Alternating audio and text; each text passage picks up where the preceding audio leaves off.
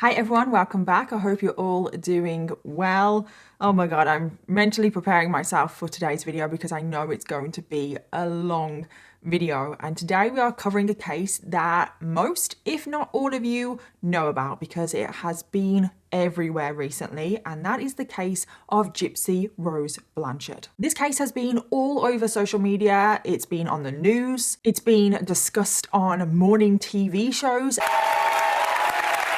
Well, I'm doing great. And that is because Gypsy Rose Blanchard was released from prison literally just last month on the 28th of December 2023. However, even though it feels like this case has been everywhere, there may still be some of you that don't really know this case. Back in 2015, Gypsy Rose Blanchard was a part of a horrific murder and she was sent to prison. And people were so confused. Why was Gypsy Rose Blanchard in prison? Gypsy Rose Blanchard, to the outside world, was an incredibly sick child. It just proves that happy endings are not just in fairy tales, they're real. She had so many different illnesses and disorders. For example, she had leukemia, epilepsy, asthma, muscular dystrophy. She had to be in a wheelchair. She couldn't walk. She had problems with her eyes, with her ears, with her stomach. She couldn't eat. She had to be fed through a tube. So people were so confused. They were like, how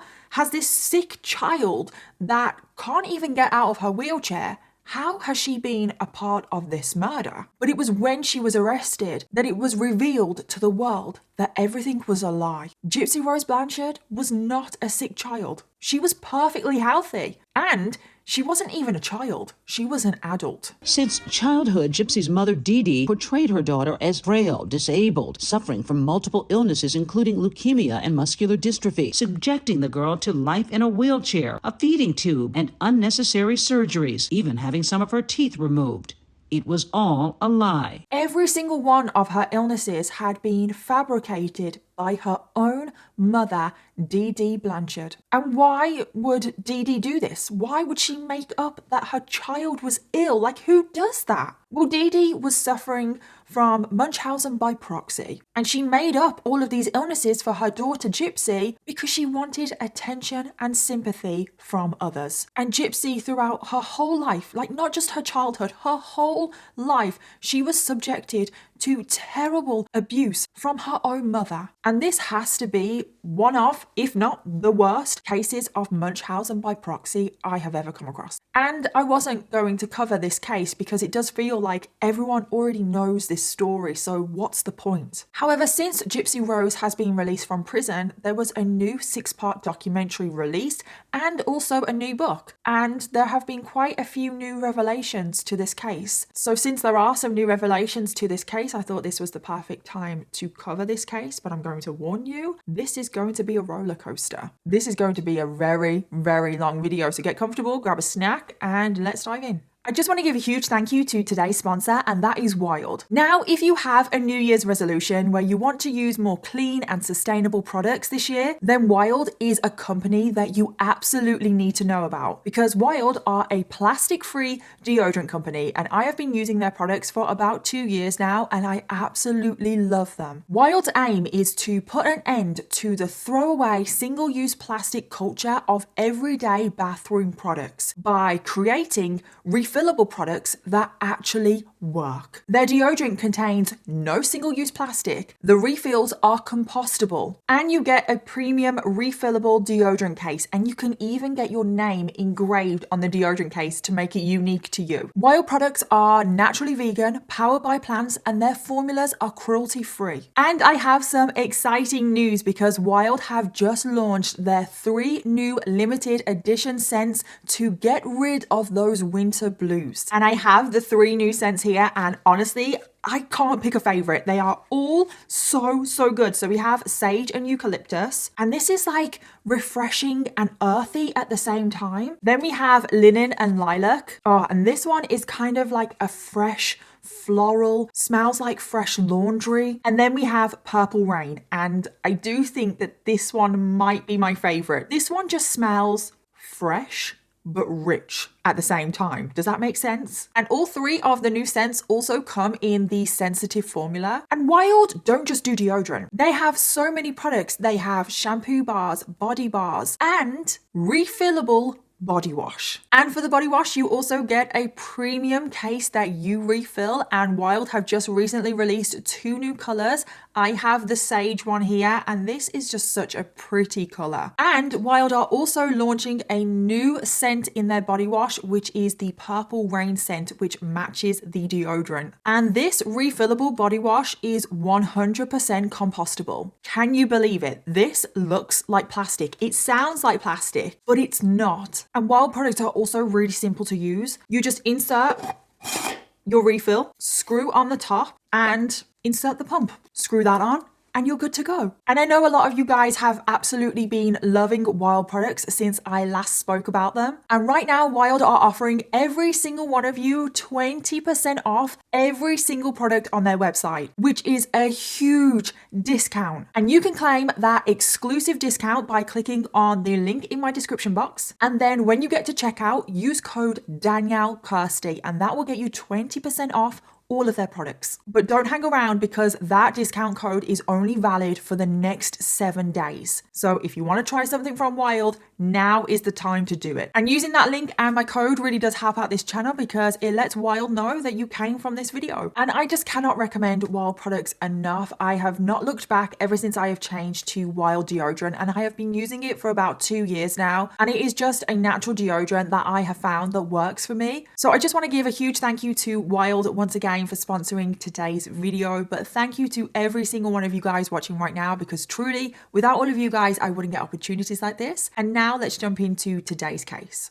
Gypsy Rose Blanchard was born on the 27th of July 1991, making her a Leo, and she was born in Golden Meadow, Louisiana, to parents Rod and Dee Dee Blanchard. However, before we dive into Gypsy's life, we first need to take a look at her mother's life, Dee Dee. So Dee Dee was actually born Claudine before changing her name. I don't know if she changed it legally, but she goes by Dee Dee, so I'm just going to call her Dee Dee. She was born on the 3rd of May 1967, making her a Taurus, and she was also born in Louisiana. And until recently, not much was known about Dee Dee's upbringing, her childhood, what she possibly went through. The only thing we did know is that she was a bit manipulative, she was a liar, she was stealing things, like she was just getting into trouble for like small things. But there was never really any connection between Dee Dee's childhood and what she goes on to do. However, since Gypsy has been released from prison, there is a new documentary and a new book on this case. And there were some pretty big revelations about Dee Dee's childhood and what she went through. And I've got to say, so much more of this case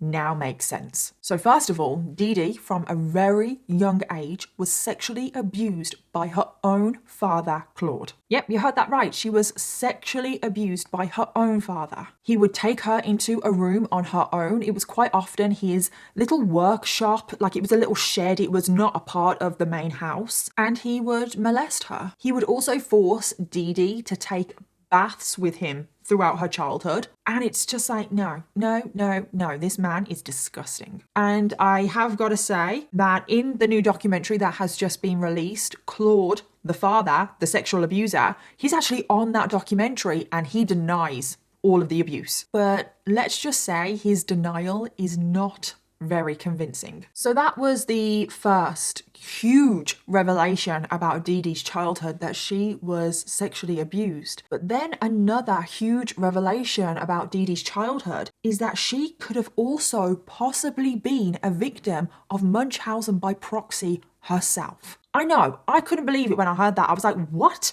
I mean, what Dee Dee went through, I don't know if you could quite possibly say it's Munchausen by proxy. It's a very, very diluted version of Munchausen by proxy compared to what Gypsy went through, you know? So when Dee Dee was born, her mother, Emma, said that Dee Dee had a whole host of illnesses. And one of those illnesses was a heart murmur. And no one other than Emma, the mom, was able to verify that Dee Dee had these illnesses. It was just Emma saying oh yes, Dee Dee has this illness or Dee Dee has that illness. But because Dee Dee apparently had these illnesses, her mother Emma would now go on to completely smother her and isolate her, protect her from the world. For example, whenever Dee Dee's siblings would go outside to play, Dee Dee was never allowed to. She was not allowed outside with the other children because of her apparent heart murmur. She was never allowed to run around with the other children because she couldn't sweat. She couldn't exhaust herself because of her illnesses. She could never do any chores because she would get too tired because of her illnesses. There was just always something wrong with Dee Dee, which kind of sounds like Munchausen by proxy, doesn't it? Nothing on the scale of what Dee Dee does to Gypsy, but you can see, okay, so this is where she learnt this from. This is where she learnt this behaviour from. And things got so bad that her mom would never let Dee Dee leave her side. Dee Dee was treated like a baby. She was completely smothered and she would get so much attention. She was also forced to sleep in the same bed as her mom. And for those of you that know this case, does this sound familiar? And Dee Dee was essentially spoiled and she was the favourite child. And over time, Dee Dee grew to really love this attention because she got bought whatever she wanted. She had really pretty dresses. She was allowed all of the toys that she wanted. And even though Dee Dee grew up completely isolated and she really only had her mom in this world, Dee Dee enjoyed the constant attention that she got. So that is what we now know about Dee Dee's childhood. And like I said, a lot of things now make sense. So now we skip forward to Dee Dee's adulthood. And this is where Gypsy Rose now gets introduced to this story. Because at this point, Dee Dee is 24 years old and she enters into a sexual relationship with a 17-year-old boy. Now, this really annoys me because pretty much every single thing that I have read on this case, every single documentary, everyone just glosses over this fact. And I'm like, no. Dee Dee is 24 and she is having sex with a 17-year-old boy. And this 17-year-old boy is a boy called Rod Blanchard. And I'm sorry, why does no one seem to see the problem here? He is a minor. And what makes this even worse is that Dee Dee is lying to Rod and saying that she's 21 years old, which is still wrong. She's still an adult and he's still a child. But this doesn't sit right with me. No. So straight away, this relationship, it's predatory. So after Dee Dee starts a sexual relationship with a child, she soon falls pregnant. And Rod, he's only 17 years old. He's so young. And he also comes from a pretty religious, conservative household. And he has been raised to think that now that Dee Dee is pregnant, there is no other option but to get married. So that is exactly what happens. 17-year-old Rod and 24-year-old Dee Dee, they got married pretty much straight away. And I assume this is possibly where Rod found out that she was actually 24 years old, not 21, but yeah. But 6 months later, before Dee Dee even gives birth, Rod wakes up, he's now 18 years old, and he realizes that he's made a big mistake. He doesn't love Dee Dee. He doesn't want to be married. So this is when the couple get a divorce, before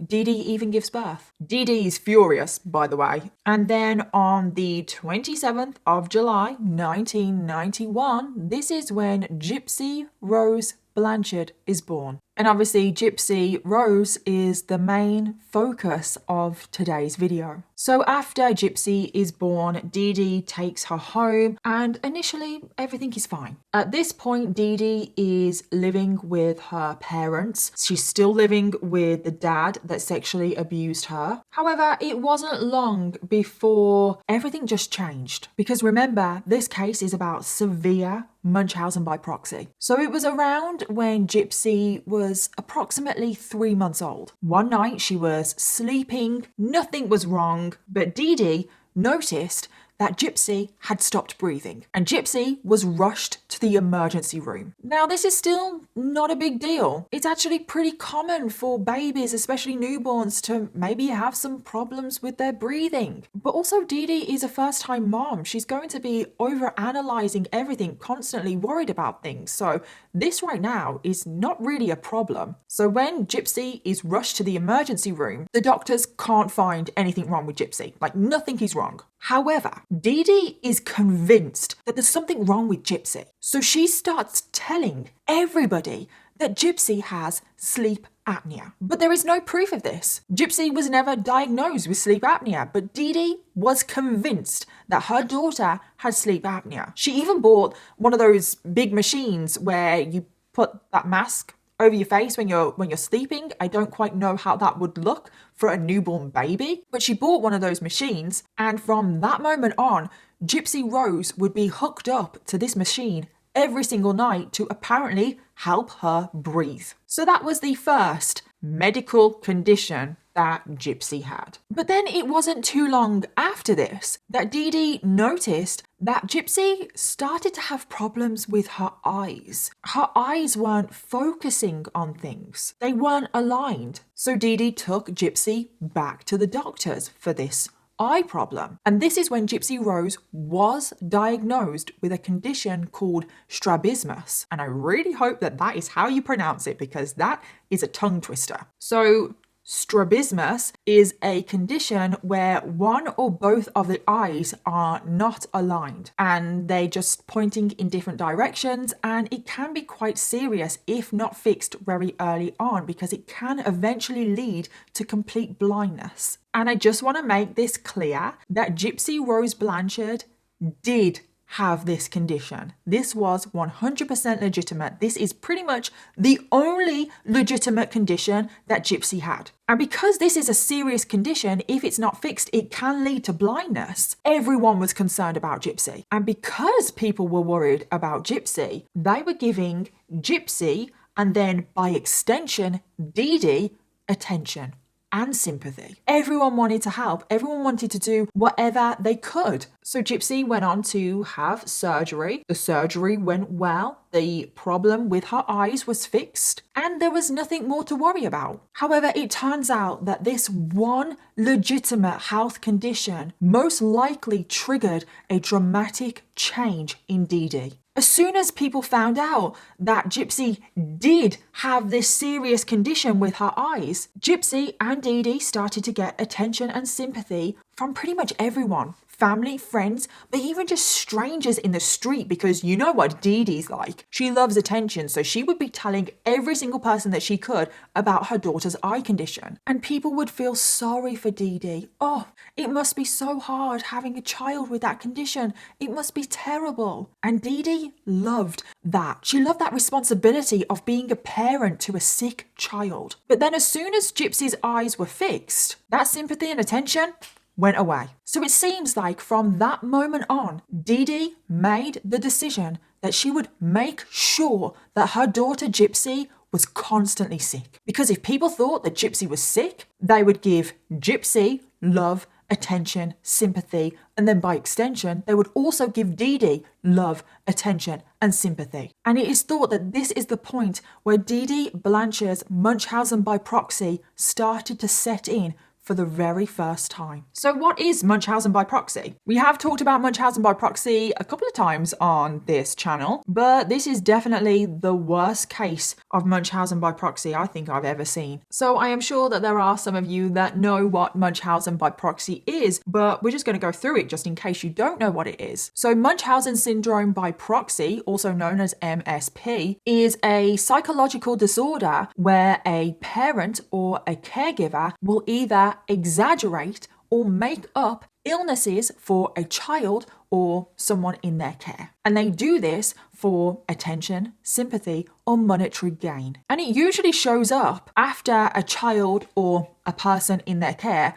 has one legitimate health condition. Just like in this case, Gypsy did have a legitimate condition with her eyes. And then that seems to spark off something in people that suffer from Munchausen by proxy, and then they think, oh, I liked how that felt. I like how people were showing me attention or sympathy, or maybe they were gaining money, and they want to keep on getting that attention, sympathy, or money. So then they either exaggerate a current illness, or they make up an illness, or in some extreme cases, they will even create illnesses by, for example, poisoning a child or a person in their care. And people suffering with Munchausen by proxy go to extreme lengths to convince others that the person that they're caring for is genuinely sick. They will lie about symptoms, they will alter test results, they will also contaminate urine samples, they will falsify medical records, and they may actually induce the symptoms themselves by doing things like poisoning a person or giving them medication that they don't need, and then that person suffers side effects from that medication. Munchausen by proxy can get really, really bad. But also another huge red flag in people suffering from Munchausen by proxy is that they will visit many doctors. Because if a doctor gives them a test result that they don't like, they will just go to another doctor until they find a doctor that will agree with them, that will give them a test result or medication that they want. And we will see all of that in today's case. So now, going forward in this case, Gypsy Rose Blanchard grew from a baby into a toddler, into a child. And along the way, she started to develop a whole host of very serious illnesses. When Gypsy Rose was a toddler, all of a sudden, she developed cancer. Leukemia to be exact, which obviously is very serious, and I just truly don't know how anyone jokes about cancer. But of course, Gypsy didn't have cancer, but Dee Dee was just going around telling everybody that she did. Dee Dee started telling everyone that her little baby, she had leukemia. She's going to have to go through chemotherapy because she's got cancer. And of course, when Dee Dee was going around telling everyone that her daughter had cancer, people were absolutely horrified, which is a very natural response when you find out that a child especially has cancer. So naturally, everyone was giving Gypsy and Dee Dee sympathy, attention, and this is exactly what Dee Dee wanted. She even started shaving her daughter's head to make everyone think that she was going through chemotherapy and she lost her hair through that. So after a while, the shocking news that Gypsy had cancer started to wear off. And as soon as it started to wear off, all of a sudden, Gypsy Rose developed a chromosomal defect that caused all three, asthma, epilepsy, and muscular dystrophy. And muscular dystrophy, just in case if you are not aware, is a condition that gradually over time weakens the muscles, and it can lead to difficulties walking. So again, all three illnesses, very, very serious. And all of a sudden, Gypsy overnight started suffering with them. But what is even worse is that at this point, Dee Dee actually manages to convince some doctors that Gypsy is suffering with these conditions. Because obviously, you can't convince a doctor that someone is suffering from cancer if they're not. But somehow, epilepsy, asthma, muscular dystrophy, Dee Dee was able to convince some doctors that she had this. And therefore, doctors prescribed Dee Dee medication to give to Gypsy for these conditions. And then now Dee Dee was rubbing her hands together because she would, wouldn't she? She's actually convinced doctors that her daughter is suffering with conditions that she doesn't have. And now that she has her hands on medication, these cause a whole load of side effects to Gypsy. This medication would make Gypsy drowsy. She started having trouble balancing, walking, and these side effects did make other people believe that Gypsy genuinely did have these conditions. Gypsy now had the appearance of a very sick child, and this is exactly what Dee Dee planned, and she was getting away with it. I think that is the craziest thing when it comes to this case, is that Dee Dee got away with all of this for so long, and we have only just scratched the surface of what Dee Dee does. And then finally, Dee Dee had one more trick up her sleeve. I mean, she has many more tricks up her sleeve, but for right now, one more thing that she wants to do to make her daughter Gypsy look like the ultimate sick patient, to allow her to have more control over her daughter. And that was, she wanted Gypsy in a wheelchair. But Dee Dee, she bided her time. She knew that she needed to go about this in the right way. She wanted to come up with a plan that was plausible. And then one day, fate seemed to work out for her. And Dee Dee was handed the perfect excuse of why Gypsy all of a sudden ended up in a wheelchair. Because one day, roughly 6-year-old Gypsy Rose got into a motorbike accident with her granddad. Now, this was not a serious accident, but then it's still a motorbike accident. So it still was serious, but it wasn't serious at the same time, if you know what I mean. Gypsy only had a few scrapes on her leg, like a little bit of a cut. It wasn't a big deal at all. But as soon as Dee Dee found out that Gypsy had been in a motorbike accident, she completely blew it out of proportion. She started saying things like, "Oh, Gypsy, Gypsy, look at how damaged your leg is." And Dee Dee wrapped Gypsy's leg up in a complete bandage. Like, I'm talking full on leg bandage. And I just want to stress again that Gypsy did not need this. And then the very next day, Dee Dee returned home with a wheelchair. And she told Gypsy that she would need to use a wheelchair until her leg healed. But that's the thing. Gypsy would now never leave this wheelchair. The weeks passed and Gypsy would ask her mom, "Is my leg healed enough now? Can I get up? Can I walk? I don't need the wheelchair anymore." Because even though Gypsy is only 6 years old, she knows that she can walk and it's all perfectly fine. But Dee Dee is like, no, you have to be in the wheelchair. Your leg is still damaged. And if you walk on your leg, you may do more damage. So no, you need to stay in the wheelchair. And Dee Dee just kept coming up with more and more excuses of why Gypsy needed to stay in the wheelchair. And she would also say that Gypsy's muscular dystrophy was making the leg injury worse. And Gypsy is absolutely devastated. She just doesn't understand why she has to stay in a wheelchair because she knows that she can walk. In fact, one day, Gypsy and Dee Dee were at a family party and the children there, they were running around, going on the trampoline. And when Dee Dee's back was turned, Gypsy got out of her wheelchair and walked and got on the trampoline and started bouncing around with the other children, having the time of her life. And the whole family was so shocked because they were like, "Oh my God, it's a miracle." But then as soon as Dee Dee saw, she flew off the handle. She started screaming at Gypsy to get off the trampoline, to get back into the wheelchair, otherwise she's going to damage her leg even more. And Gypsy was scared of her mum. So from this moment on, Gypsy's extended family never saw Gypsy get out of her wheelchair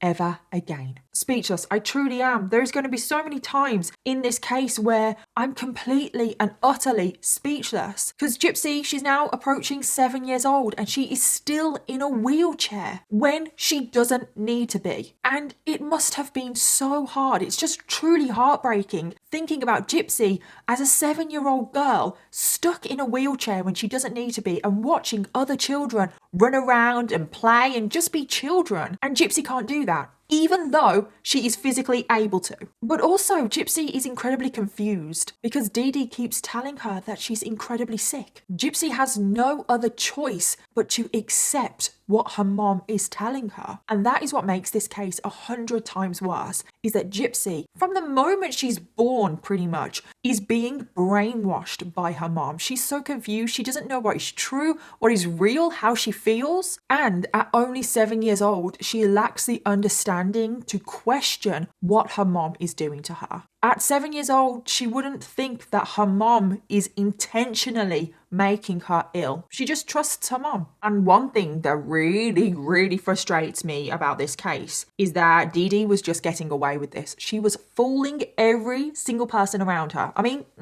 that's not technically true. There were some people that were suspicious of her, but overall, she was fooling everybody around her. And how was she able to get away with this? Well, Dee Dee had a few tricks up her sleeve there as well. Because something that allowed Dee Dee to easily fool people about her daughter's health was the fact that Dee Dee was a medical professional. She had a job in the healthcare industry. She was actually trained to be a nurse's assistant. For the most part, people believed that Dee Dee knew what she was talking about because she had a better knowledge of healthcare, the medical industry, symptoms, medication than the average person. Dee Dee was also incredibly comfortable in hospitals, in doctors' offices. She was familiar with terminology, very complex words that people like me can't pronounce. She was able to accurately describe symptoms that apparently Gypsy was having so doctors would believe her. And then on top of all of this, Dee Dee took a page right out of the Munchausen by proxy playbook. Whenever a doctor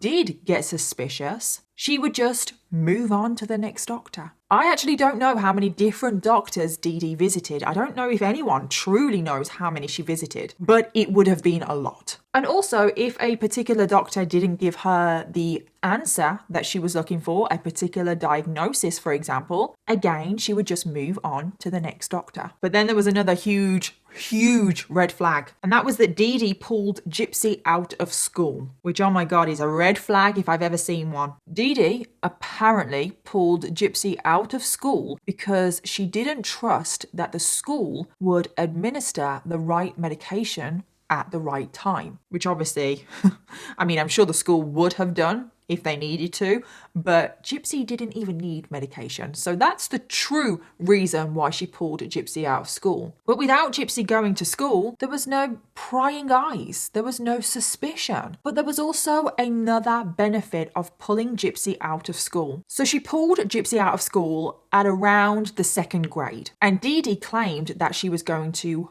homeschool Gypsy. However, she never did. And because of this, Gypsy fell majorly behind her educational development to her peers. She also failed to develop social skills. And this then did 2 things. Number 1, it limited Gypsy's understanding of the world. So in turn, it would stop Gypsy questioning her mom's behavior. But then the other benefit of pulling Gypsy out of school was because Gypsy fell behind in her educational development, it gave Gypsy the appearance of slow mental development, which again gave the impression that Gypsy was sicker than she was. And then finally, to really have ultimate control over Gypsy, she started to isolate Gypsy from the world and from people more and more. And she did this because she didn't want people questioning whether her daughter was genuinely sick or not. And Dee Dee isolated Gypsy from pretty much everyone. And this included Gypsy's dad, Rod, which we haven't really spoken about because it was kind of hard to fit everything into this story. So I feel like I'm just going to talk about Rod here. So remember Rod, the 17-year-old boy that Dee Dee took advantage of? So even though they're now divorced, they are no longer together, Rod still wanted to be in his daughter's life. And he did the best that he could to visit Gypsy as much as he possibly could. But his job did require him to be away a lot, and Dee Dee definitely took advantage of that. However, Dee Dee was lying to Rod because obviously Rod was under the impression that his daughter was incredibly sick. He genuinely did think that his daughter had cancer, she has epilepsy, asthma, muscular dystrophy, that she was now in a wheelchair, that she had these eye problems. And he believed everything that Dee Dee was telling him because why wouldn't he believe her? He had no reason to not trust Dee Dee. Dee Dee was also a medical professional. And who in their right mind, at least at this point, because Gypsy's only about 7 years old at this point, who in their right mind would think that a parent is intentionally making up or making their child sick? Like, no one would want to think like that. So Rod would visit Gypsy as much as he could. He would also send $1,200 every single month in child support. And Rod and Gypsy were very close when Gypsy was young. But then as Gypsy was getting older, Dee Dee started to fill Gypsy's head with a load of BS. Dee Dee started telling Gypsy that her dad was a waste of space, that he didn't love Gypsy, that Rod had always wanted a son, but he had a daughter instead, that he was an abuser, that he didn't really want to see Gypsy. And she even told Gypsy that when Gypsy was a baby, her dad abused her. And because of this, Gypsy grew up resenting her dad, having a lot of anger inside towards her dad. Over time, slowly, Dee Dee essentially just cut off all contact. She would always make excuses of why Rod couldn't see his daughter. And because Gypsy resented her dad, Gypsy didn't really care about seeing her dad either. So now we jump forward to when Gypsy is 9 years old.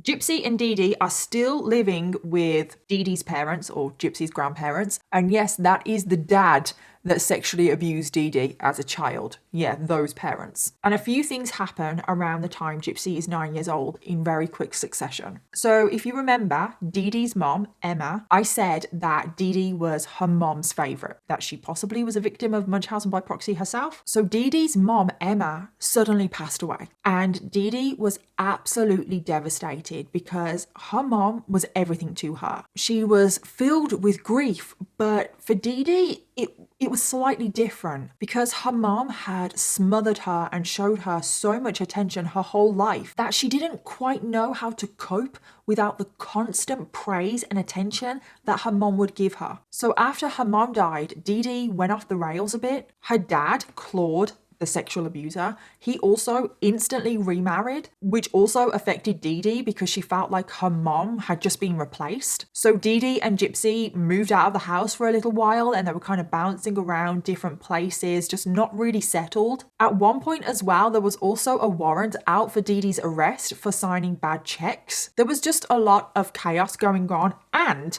later down the line, people also suspected that Dee Dee may have contributed to her mom's death. I know, it's like, oh my god, this is so confusing. So apparently, in the end of her life, she was a bit sick, and Dee Dee, being the medical professional, was caring for her mom. But apparently, there were suspicions that Dee Dee was withholding food from her mom, which then contributed to her death. So yeah, there are definitely some accusations and suspicions around Dee Dee possibly having a hand in her mom's death. I don't know how true it is because it's only accusations. If I'm being honest and giving my opinion, I don't know if this is true. I'm not saying that Dee Dee is not capable of that. Just given her personality, she craves attention and affection, and that is what her mom was giving to her. So why would she potentially get rid of that? Like, it just doesn't make sense to me, but who knows? I don't know. But anyway, because now she's lost her mom and she's lost that source of attention that she was getting, it's almost like an addiction to Dee Dee. She has an attention addiction. She now needed to get that same amount of attention elsewhere. And I think we all know where this is going. So she basically now directed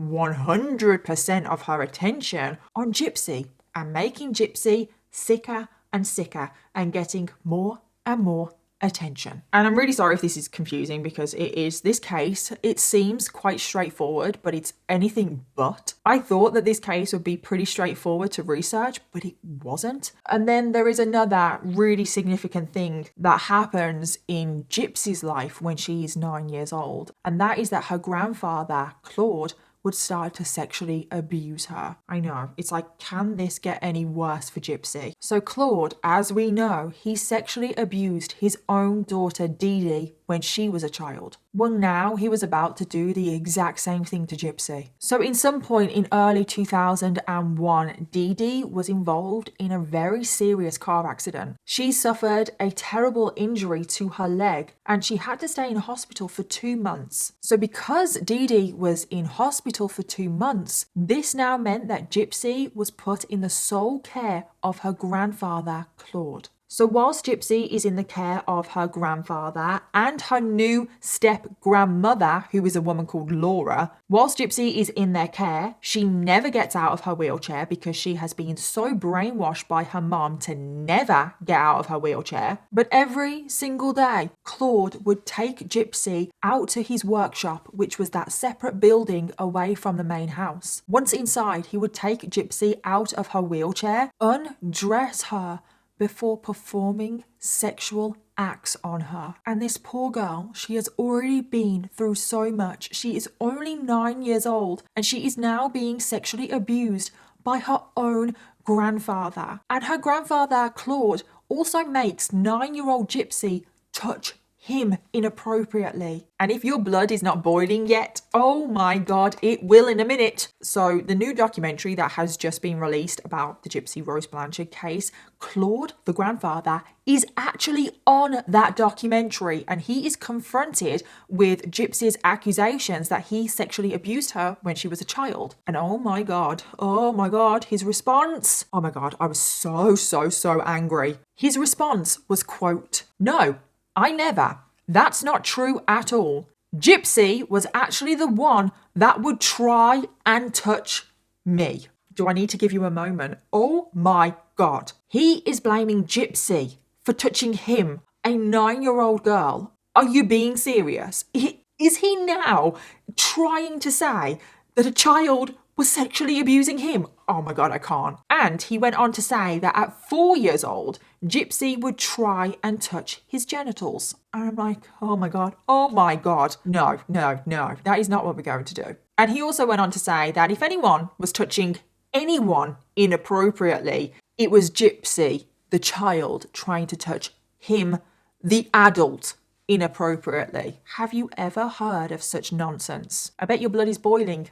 Mine too. So anyway, back to the story. Dee Dee is obviously in hospital recovering from the car accident, and when she gets out of hospital, ironically, Dee Dee also needs a wheelchair. So Dee Dee needs looking after as well. So Dee Dee goes back and lives with her dad and her new stepmom, Laura. And then, oh my God, I can't believe I'm about to say this next thing. Claude would now sexually abuse his own daughter as well. You heard that right. Claude now starts to sexually abuse his 33-year-old daughter, Dee Dee, again, as well as sexually abusing her daughter Gypsy when she's only 9 years old. I just truly, again, speechless about this case. Claude would also make all three of them, himself, Dee Dee and Gypsy, take baths together every single night. And Gypsy never said a word about the sexual abuse. Her mom, Dee Dee, never knew about the sexual abuse. I mean, obviously they were taking baths together, but other than that, Dee Dee didn't know that Gypsy was being abused. And as soon as Dee Dee became well enough to look after herself again, she became so angry at her dad. She was sick and tired of living with him. And she was also angry at her new stepmom, Laura, because she felt like she had just replaced her mom. So this is when Dee Dee started to lace Laura's food with poison every single night. She's trying to now kill her stepmom. And whilst the poison didn't have a huge effect on Laura at the time, it's said that years later she would actually die a very slow and painful death. And it is thought that this may have occurred because of Dee Dee's poisoning all those years prior. So again, that is just suspicion that has not been proven, but we do know that Dee Dee was poisoning her food. So you put 2 and 2 together, I don't know. So following the sexual abuse and poisoning, Dee Dee just decides to skip town altogether. She had had enough of being around family. She had had enough being around people with prying eyes, questioning her daughter's illnesses. So she ran away. And this is when Gypsy and Dee Dee moved approximately 2 hours north to the city of Slidell, Louisiana. And whilst living in Slidell, Gypsy would now grow from 10 years old to 14 years old. So they're there for 4 years. And now, because Gypsy and Dee Dee are isolated from all family, friends, anybody that previously knew them, I'm sure you can guess what happened. Gypsy's so-called illnesses started to pile up more and more. So far, Gypsy had cancer or was still suffering with cancer. Honestly, it's hard to keep up with Dee Dee's lies, but Gypsy had cancer, asthma, epilepsy, muscular dystrophy, she was in a wheelchair, and there was a few other little issues. So because of all of this, Dee Dee already had a lot of control over her daughter. But it wasn't enough. She wanted more control over her daughter. And she thought to herself, how am I going to have even more control over my daughter? I know, I'm going to control her food. So this is when Dee Dee decided to take away Gypsy's ability to eat food. And we all know that food is a huge factor in having control over somebody. We see this all the time in cases where, for example, a kidnapper will starve their victim to make them weak, to make them docile, to make them compliant. So Dee Dee comes up with a new illness that Gypsy has, and that is that Gypsy has a phobia of eating. And this is actually a legitimate phobia. It is called cyberphobia. Cyberphobia? I don't know if that is how you pronounce it, but it is a legitimate phobia. But Gypsy doesn't have this phobia. But anyway, that doesn't matter to Dee Dee, does it? So Dee Dee, she goes into the doctor's office and she starts saying, my daughter, she has this phobia of food. She won't eat and she's not taking in enough calories through the mouth. What can I do? I think we need a feeding tube inserted into her stomach so I can just feed her whenever she needs to be. It sounds absolutely ridiculous, doesn't it, when it's coming out of my mouth like that? But that is literally what Dee Dee would do. She would say all of this BS to these doctors, and for some strange reason, doctors seem to believe her. Doctors now agreed and recommended that Gypsy undergo surgery to have a tube inserted into her stomach that would now give Dee Dee the ability to feed Gypsy through that tube directly into her stomach whenever she needed to. And I am, again, utterly shocked. How the hell did doctors just say, okay, yeah, we'll put a feeding tube into your daughter. That's perfectly fine. And I assume that Dee Dee went with the story of, my daughter has a phobia, because you can't really prove if someone has a phobia or not, can you? I don't know, maybe you can. And because Gypsy is so brainwashed and she is so scared of her mom, she has been coached very well by her mom, Gypsy just goes along with it in the doctor's office. She probably agreed and said, yes, I have this phobia. But I'm just so frustrated. Like, how the hell did this happen? Like, truly, how has this little girl undergone surgery now? I just feel like if someone has a phobia of food, maybe they need therapy. Maybe there is other ways that you can work through that phobia without going to the drastic measure of getting a tube inserted into their stomach. But that's just me. Dee Dee now had complete control over Gypsy's food intake. Dee Dee also fed Gypsy a BS story that she could no longer eat food through the mouth. Again, I'm not entirely sure, but I think that Dee Dee told Gypsy that she had allergies to certain foods and it was just too dangerous for her to eat. And again, Gypsy is only a child. She trusts her mom, so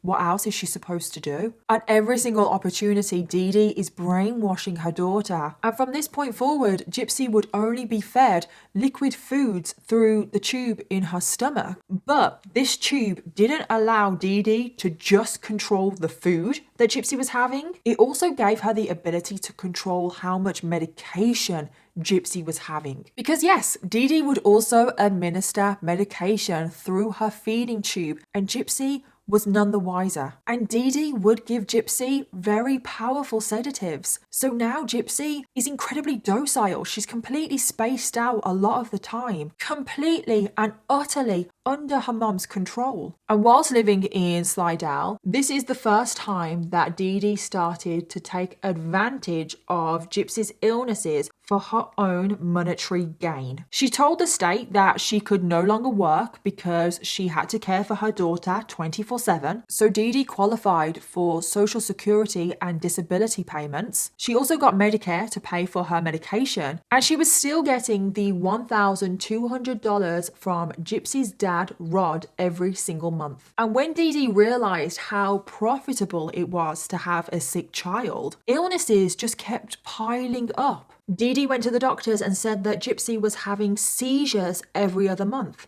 which of course was a lie. But regardless, doctors put Gypsy on anti-seizure medication, which had very bad side effects for Gypsy. Dee Dee would also make up that there was constant problems with Gypsy's eyes and ears, when actually Dee Dee would insert foreign objects into her daughter's ears to damage them, so then doctors could see the damage and then they would operate on Gypsy's ears. Gypsy was also forced to wear glasses when her eyesight was completely fine. On top of this, Dee Dee started to say to doctors that her daughter Gypsy was suffering with cerebral palsy, which I'm just like, how can you even fake that? Of course, doctors ran tests on Gypsy, and every single test that was done on Gypsy came back negative. She did not have cerebral palsy, but whenever Dee Dee was told this, she would just find a new doctor. But even still, that doctor would also say, your daughter doesn't have cerebral palsy. But it turns out that a symptom of cerebral palsy is excessive drooling. So Dee Dee thought,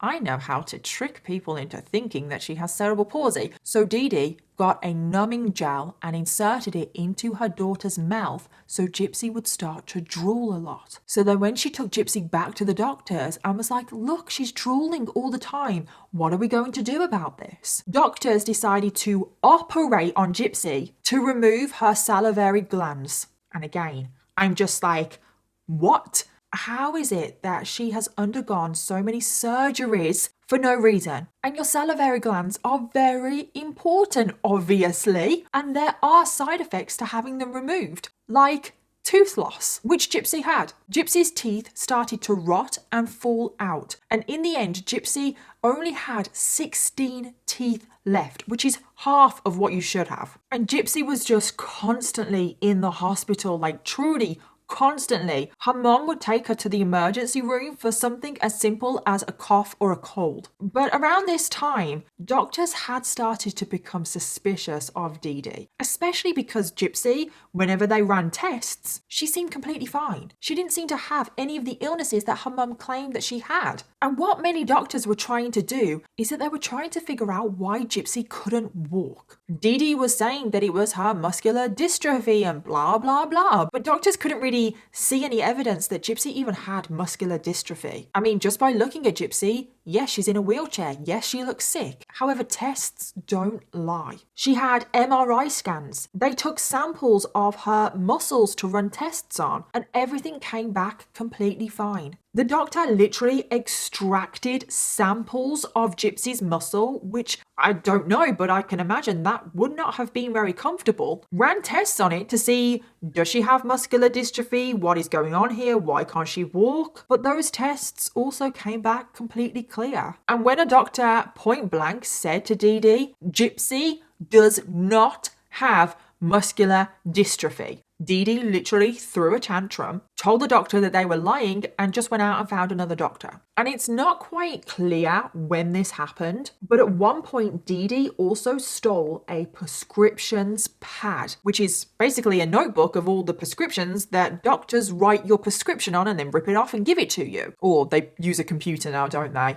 Get in the 21st century, Danielle, but you know what I mean. She stole one of those pads, which gave her the ability to write her own prescriptions, and she would just forge the doctor's signature. So even if a doctor wouldn't prescribe her the medication that she wanted, she would just write a prescription herself anyway, which is crazy. Truly crazy. And this went on over and over again. Gypsy spent more time in the hospital than she probably did at home. And this is when one doctor started to suspect that Dee Dee had Munchausen by proxy, and that she may also be abusing her daughter Gypsy. So the doctor reported Gypsy to CPS. CPS went out to investigate. They went over and questioned Dee Dee. They also went over and questioned Gypsy. But because Gypsy is so well controlled and brainwashed and coached by her mom, Gypsy told CPS that everything was fine. And Dee Dee, to the outside world, if you didn't know what she was doing, she looked like a very caring mother. So CPS thought that there was nothing wrong and closed the case with no further investigation. And from this point going forward, no doctor would report Dee Dee or Gypsy to any authority. They may have had suspicions, but they never reported them. Police never investigated. CPS just didn't care. Gypsy truly slipped through the cracks. Gypsy was completely and utterly let down by authorities. Because it's not like Dee Dee is hiding in plain sight. Let's be realistic. Dee Dee is out and about screaming from the rooftops that her daughter is sick. How is it that nothing was ever done. And now we get to 2005. Gypsy is now 14 years old, and we now get to another significant chapter of her life, where her life was about to be turned upside down, and it would be because of Hurricane Katrina. In the summer of 2005, Dee Dee and Gypsy were still living in Louisiana when Hurricane Katrina hit, and it completely devastated the community that they were living in, as well as a lot of other communities. And during Hurricane Katrina, Dee Dee and Gypsy were forced to move into a shelter for about a month and a half before they were able to return to their home. But then when they returned home, there was pretty much nothing left. It had completely been destroyed. They were only able to recover a few of their belongings, and they needed a new place to live. And this is when Dee Dee started to take advantage of her daughter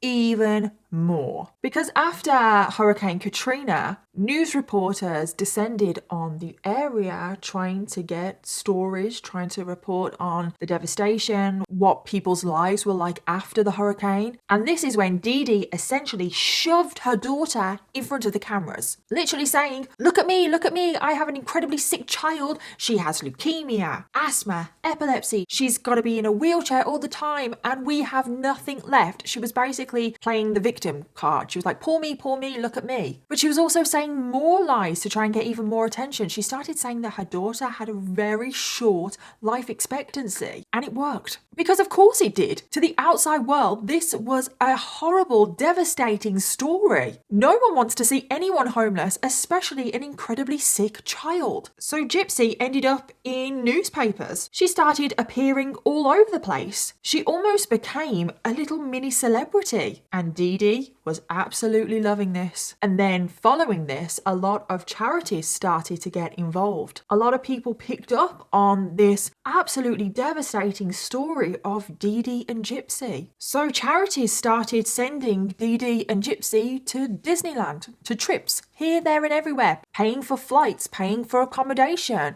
Dee Dee and Gypsy were attending events left, right and centre. In fact, charities started even paying for Dee Dee and Gypsy's accommodation, like permanently, because they had nowhere to live. And they moved to a few houses, but their rent was always paid by these charities. And then one charity even offered to build Dee Dee and Gypsy their very own home for free. And this home would be customed for Gypsy and her needs. It would have a wheelchair ramp, it would have a hot tub so Gypsy could get in there and relax her muscles, because you know she has muscular dystrophy. And it makes my blood boil that Dee Dee is taking money from these charities, and this money could be going to other children in need. It's like, does this woman have no conscience? And over the next couple of years, as their home was being built, Dee Dee and Gypsy continued on attending charity events. And Gypsy became kind of like a role model in the community. Dee Dee would always dress Gypsy up in princess dresses to make her look as young as possible, but also as cute as possible. She would always train Gypsy to act in a very childlike way, speak in a very, very high-pitched voice. She would always encourage Gypsy to act a lot younger than she was. She was still shaving Gypsy's head because, you know, Gypsy has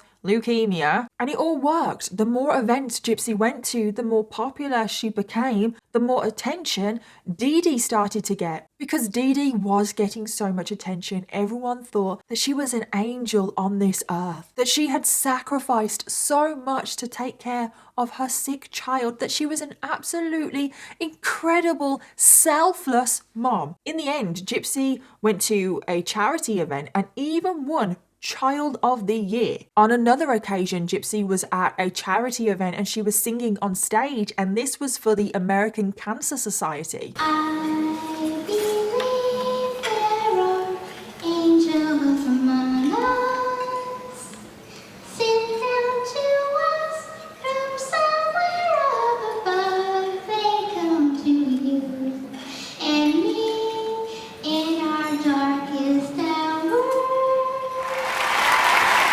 I I don't think I can emphasize enough in this video how many people Dee Dee fooled that Gypsy was this incredibly sick child that had all of these illnesses. I cannot stress that enough. But anyway, after a couple of years of moving to various different houses, rent being paid for by charities, their new home built for them is finally finished. And this is when Dee Dee and Gypsy moved to Springfield, Missouri. So they are now in a completely different state, further isolating Gypsy from anyone that she has ever known. So Dee Dee and Gypsy settle into their new neighborhood, and Dee Dee was probably rubbing her hands together because now she gets a new audience for her show, her sick and twisted show that she is putting on, that her daughter is sick. Because once again, when they move into their new neighborhood, they are getting so much attention. Oh,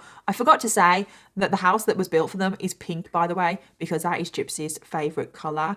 And to be honest, I don't even know if pink is Gypsy's favorite color, or was it just Dee Dee's favorite color?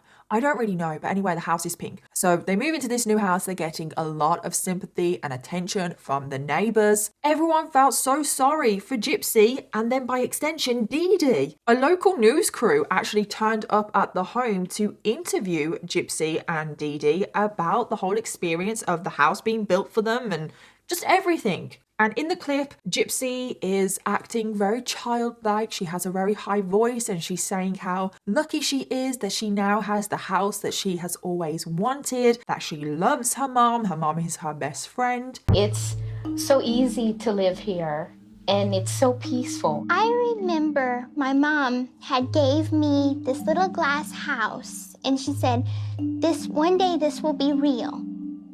And now it finally is. It just proves that happy endings are not just in fairy tales, they're real. And in the interview, you can see that Dee Dee is holding on to Gypsy's hand. And that is actually something that Dee Dee does all the time. Whenever Gypsy is out in public, whenever she's speaking to the public, Dee Dee is always right there, holding onto her hand, gripping onto her shoulder, controlling her with just a touch. Because if Gypsy started to say anything that Dee Dee didn't like, Dee Dee would squeeze her hand, and that meant shut up. And then once they are settled in Missouri, Dee Dee decides to use Hurricane Katrina to her advantage. Because Dee Dee starts to say that because of Hurricane Katrina, she has lost all of Gypsy's medical records. Very convenient. So now, when Dee Dee and Gypsy would visit the doctors, Dee Dee would come out with the usual BS. My daughter has this symptom, that symptom, she has this illness, blah, blah, blah. The doctor would say, well, can I see her medical records? Dee Dee would say, oh, I wish you could, but I'm so sorry. They have been destroyed in Hurricane Katrina. We were victims of Hurricane Katrina and we've lost everything. So you're just going to have to take my word for it. And Gypsy has all of these illnesses. And unbelievably, there were some doctors that just went, okay, we believe you. We take you at your word. This was essentially a clean slate for Dee Dee. This couldn't have worked out better for her. But that is not the only thing that Dee Dee did as soon as they got to Missouri. Oh no. Because the next thing that Dee Dee decided to do was change Gypsy Rose's age. So currently Gypsy was 16 years old, but then all of a sudden, just out of nowhere, Dee Dee started to say that her daughter was 12. Dee Dee told neighbours, doctors, that Gypsy was 12. Everyone believed that Gypsy was 12. I mean, you only have to look at photos of Gypsy around this time, and she does look very young. I mean, she's always dressed in princess dresses. She's always holding a cuddly toy. She does have a very young face. She can pass for 12 years old. And as well, you have to remember that Gypsy pretty much has no education. So this was another factor on why people believed that she was 12, because she did act a lot younger than she was. And you might be wondering, but Gypsy, knows she's not 12. Like, Gypsy knows, like, surely she knows that she's 16. But Gypsy was very confused about her age. Dee Dee was never really honest with her about her age. When Gypsy actually did turn 12, from that moment on, Gypsy was never really told her age. She never really seemed to get older. So even though Gypsy is 16, she doesn't really know that she's 16 because, again, you have to remember how much medication Gypsy is on. She is constantly confused, docile, she's kind of spaced out. Well, what was the benefit of lying about Gypsy's age? Well, there were a couple of benefits. I think the main reason was that she wanted to keep Gypsy as young as possible. She never wanted Gypsy to grow up. She always wanted Gypsy to be a child. But then there is also another benefit. She would continue to get money off the state for a lot longer because Gypsy wasn't an adult, or it would be a lot longer until she turned an adult. And over the next few years, as Gypsy went through her teenage years, her life just stayed exactly the same. My heart just truly breaks. It really, really does, for what Gypsy Rose went through for so many years. Because at this point, she's just drugged up and sedated most of the time. She has had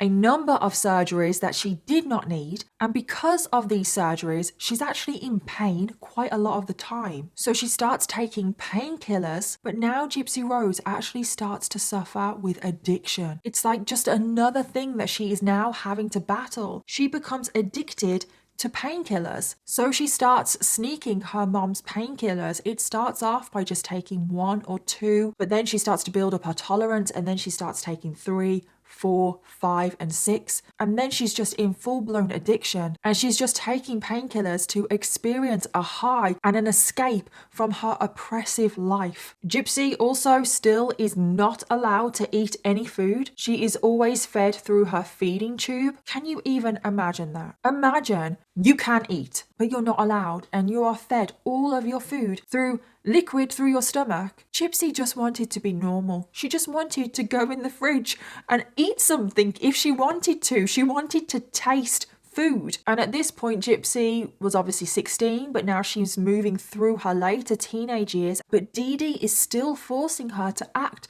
like a little girl. She would always make sure that Gypsy was dressed in childish clothing, that she had cuddly toys. Whenever they were in the neighborhood, she would force Gypsy to play and hang around with the younger kids in the neighborhood, not the teenagers. Dee Dee would also go around telling everybody that Gypsy had the mental capacity of a 7-year-old. And I personally think that she did this as almost a contingency plan, just in case Gypsy actually started telling the truth, that she could walk, that she could eat, that she didn't have any of these illnesses. And then Dee Dee would come swooping in and saying, "Oh no, you can't trust her. She has the mental capacity of a 7-year-old. She doesn't know what she's talking about." So everyone would talk to Gypsy like she's a little kid. And this would frustrate Gypsy so much, because even though Gypsy wasn't 100% certain of her age, Gypsy felt like she related more to the teenagers in her community than the little kids that she was being forced to hang out with. Gypsy just wanted friends. She wanted a boyfriend. She just wanted to be a teenager. However, now we get to when Gypsy is aged 18 years old. And this is where things started to change, because Gypsy got her very first friend. And this was a girl, 18-year-old Aaliyah, who was a neighbor. And Aaliyah was such a kind, sweethearted girl, and she befriended Gypsy, even though she thought that Gypsy was 4 years younger. So she thought that Gypsy was 14, but Gypsy is actually 18. She's the same age as Aaliyah. So the two of them start hanging out, and Dee Dee allows this, which did shock me. And this is when Gypsy Rose starts to become rebellious, because now that she's friends with Aaliyah, she starts seeing how a normal child, a normal teenager should live. Aaliyah was allowed to go to school. She was allowed to have friends. She was allowed to use the internet. She was allowed social media. She was allowed a boyfriend. And Gypsy was so envious because that's what she wanted. And at this point, Dee Dee and Gypsy had a laptop in the home, which was gifted by a charity, because a lot of things were gifted. But Gypsy was only allowed to use a laptop to go on children's websites, probably a lot of Disney websites, because Gypsy was really obsessed with Disney. It was kind of an escape for her. But one night, when Dee Dee was sleeping, Gypsy crept out of the bed that they shared, because that is something that I haven't mentioned yet, but most nights Gypsy and Dee Dee would share the same bed, which is very similar to what Dee Dee and her own mom did, if you remember. So this one night, Gypsy creeps out of bed. She manages to get out of bed without waking her mum up, and she creeps to the laptop, and she would now stay on the computer for hours every single night in secret. She actually made a secret Facebook profile, and she started talking to Aaliyah online, and they started talking about a lot of things, like just normal teenage things. And this was the first time that Gypsy's eyes were opened to the outside world. She's now 18 years old, and she's only just starting to learn about the world. So Gypsy had this small taste of freedom. But then one night when Gypsy is on the laptop, Dee Dee catches her, and Dee Dee is so furious. She actually goes into the other room, picks up a coat hanger, and viciously starts to beat Gypsy. And now this is the first of many times where Dee Dee would now physically abuse her daughter. She then dragged Gypsy back to bed and told her she was never allowed on the laptop ever again. And Gypsy was heartbroken. Like I said, she had just gotten a taste of freedom. So now we get to 2011. Gypsy is currently 19 years old, even though to the outside world, she is only 15. And one day, Gypsy and Dee Dee go to a sci-fi convention. And this trip really would change everything. Gypsy went, she was all dressed up. I think she went as a character from Star Wars, and I'm not very good with Star Wars, so I don't know who she was. And Gypsy was absolutely loving this, because Gypsy was a very social person. Whenever she was allowed out of the house, which was not very often, she loved to talk to people. She just loved to soak up everything that she can, because she was stuck in that pink house for so many hours, completely controlled, completely oppressed. And so many people fell in love with Gypsy from the moment they met her, because she was so charismatic. So Gypsy at this convention, she's talking to a lot of people. And when Dee Dee's back is turned, Gypsy starts talking to a 35-year-old man called Dan. And Gypsy found this man attractive. And Dan asked her if she had Facebook, which obviously Gypsy does have a secret Facebook account. So Gypsy was like, yeah, gave him her secret Facebook name. He said that he would look her up when he got home. And Gypsy was so excited. She was so excited that she has now met a friend in the real world. So on that night, Gypsy snuck out of bed again. Even though her mom had forbid her from using the laptop again, Gypsy wanted to risk it because she had met a friend. So she goes to the laptop and she saw that Dan had sent her a friend request. And over the next few months, Gypsy snuck onto Facebook every single night and spoke to Dan over Facebook. And Gypsy has said that the relationship was, quote, sexually charged.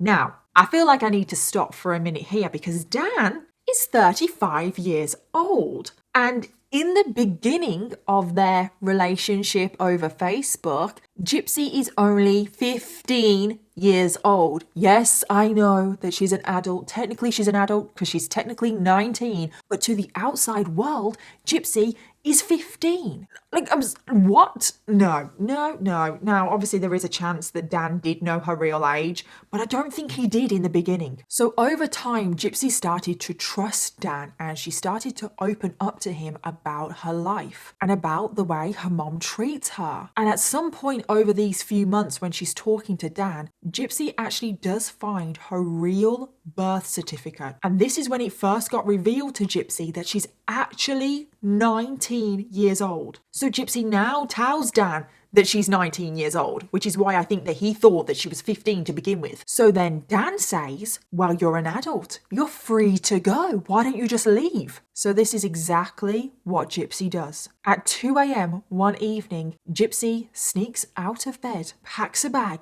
takes some money, and walks out of the family home. Because remember, she can walk. She doesn't need that wheelchair. And Gypsy hitchhikes all the way to Dan's home. And Gypsy is over the moon. She is on cloud 9 right now because she thinks that Dan is her Prince Charming, that he is going to save her, protect her from her mom. She's now escaped from home. Her mom is never going to find her. However, she does. When her mom woke up, she saw that her daughter was missing. She soon figured out that her daughter had been going secretly on the laptop, and she managed to find out who Dan was and where he lived. So it wasn't long until Dee Dee showed up at Dan's home. Dee Dee starts banging on the door, demanding that Dan open the door. She starts screaming through the door that Gypsy is a minor, that she'll call the police. So Dan opens the door and Gypsy immediately says, "I know I'm 19. And Dee Dee, she is a professional gaslighter. She starts saying, "Oh no, what are you talking about? You're 15. Like, you don't know what you're talking about." Just trying to distract her. And she drags Gypsy out of that home, and Gypsy doesn't really put up a fight. And as you can imagine, once Gypsy returns home from running away, Dee Dee is not happy at all. And things are about to get much, much worse for Gypsy. This is where the physical abuse gets so much worse. Because once they return home, Dee Dee grabs a hammer and she completely smashes up the laptop, and then she threatens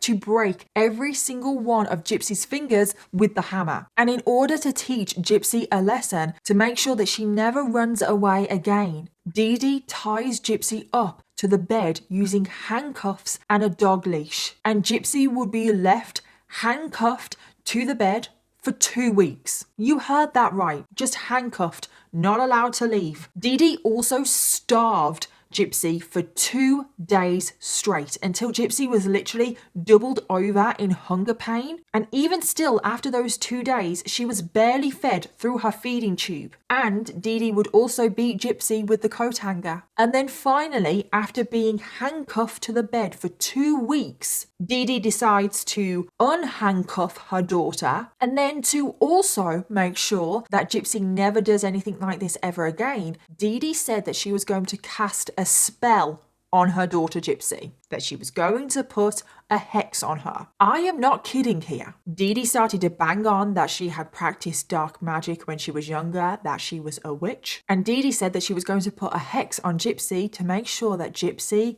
never found love again. And this is when Dee Dee first obtained a cow's tongue along with photos of Dan and Gypsy. She then put all of this in a mason jar along with Gypsy's menstrual blood. Yep, Gypsy's menstrual blood. And I don't even want to think about how she got that. So she put the cow's tongue, the photos, the menstrual blood all in a mason jar, and she cast her little spell, and then she buried it in the backyard and said that Gypsy would now never ever find love again. And Gypsy genuinely believed that she had this hex on her, that she was destined to be on her own for the rest of her life, that she would be trapped there with her mom for the rest of her life. But was that the last time that Gypsy would attempt to run away?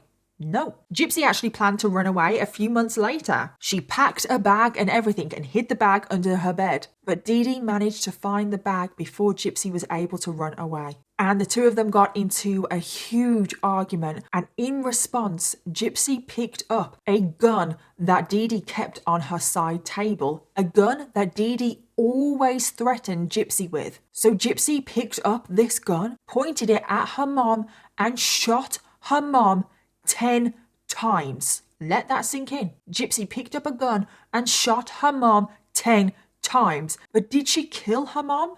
No, because it turns out that it was not a real gun. It was a BB gun. But Gypsy thought it was a real gun. So she only caused minor injuries to her mom from this. But it seems like Gypsy was ready to kill her mom in that moment. And then after this incident with the BB gun, another year passes and Gypsy is just forced to live this fake life that her mom is forcing her to live. However, now Gypsy knows more. She knows more that the world that she's living in is fake. She now knows her real age, but there's just nothing that she can do about it. She knows that she can eat. She actually does eat. Like, she actually does go into the fridge sometimes and sneak some food behind her mom's back. So she knows that she can eat. She knows that that she can walk. But she has to go along with her mum's sick and twisted fantasy, otherwise she will be severely punished. And then I think a question that a lot of people have over this case, questions that I'm still seeing online today, is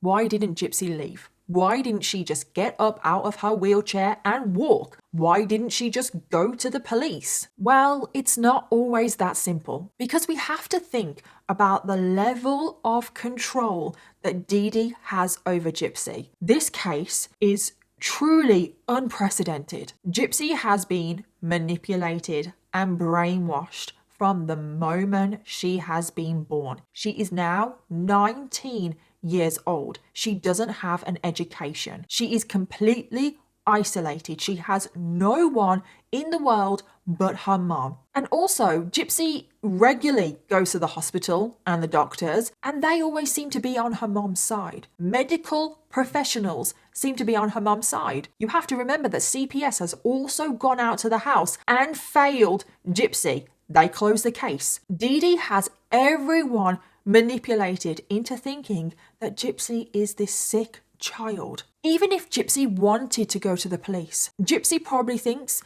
that even if she walked into the police, her mom would be able to manipulate the situation into nothing changing. But then you also have to remember that most of the time, Gypsy is completely drugged up. Gypsy is on a cocktail of medication. And if you looked at the medication cabinet in that home, I have never seen that much medication outside of a pharmacy. And that is why it is not that simple for Gypsy to leave. And also, you have to realize that Gypsy is like anybody in this world. She wants and craves love and affection. And the only person in the world that is giving that to her is her mom. However, all of that is soon about to change, because after putting up with her oppressive life for so many years, Gypsy has had enough, and she decides to take action, and she decides to get her very first boyfriend. And this was a man called Nicholas